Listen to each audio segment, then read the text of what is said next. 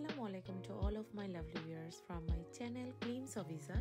আশা করছি সবাই ভালো আছেন।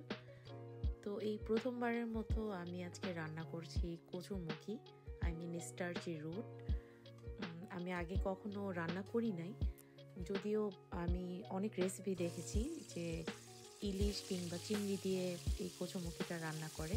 তো আমি আজকে রান্না করব স্যালমন ফিশের লেফট ওভার যে স্যালমন ফিশ খাওয়া হয় না, সেটা দিয়ে আমি জাস্ট ট্রাই করব।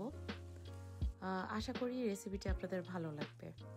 তো এই কচুমুখী আর স্যালমনের সাথে আমি একটি টুইস্ট করেছি, সেটা হচ্ছে চিংড়ি যে শুটকি থাকে, চিংড়ি শুটকি আমি অ্যাড করে নিয়েছি। এটা জাস্ট ফ্লেভারটা ভালো আসবে আর খেতেও ভালো লাগবে। যারা আমরা শুটকি পছন্দ করি, কারো কাছে হয়তো একটু উইয়ার্ড লাগতে পারে যে ফিশের সাথে কেন আমি চিংড়ি শুটকি ইউজ করেছি। আপনাদের ভালো না লাগলে জাস্ট ইগনোর করবেন। শুটকিটা লবণ এবং হলুদ দিয়ে সিদ্ধ করে নিয়েছি।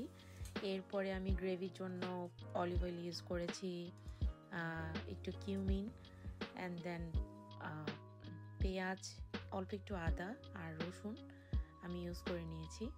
তারপর হলুদ, মরিচ, জিরা, অল্প একটু ধনে গুঁড়া, সব স্পাইস দেওয়ার পরে আমি কিছুক্ষণ রান্না করে নেই। এরপরে আমি কচুমুখিটা এই গ্রেভির সাথে মিক্স করে আরও কিছুক্ষণ রান্না করব। প্রায় 5-6 মিনিট রান্নার পরে আমি যে ফিশটা ভেজে রেখেছিলাম, ফিশটা আমি অ্যাড করে দিচ্ছি। এর মধ্যে আমি সেপারেটলি একটু গার্লিক ক্রাশ করে নিচ্ছি।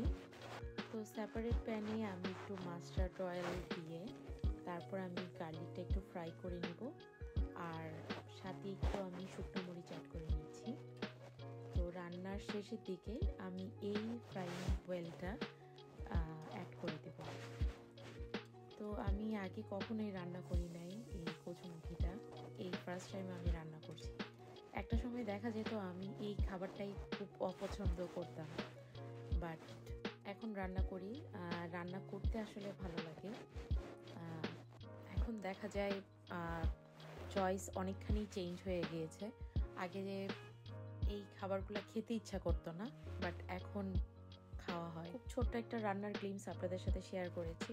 আশা করি আপনাদের ভালো লাগলে অবশ্যই একটা লাইক দিতে ভুলবেন না।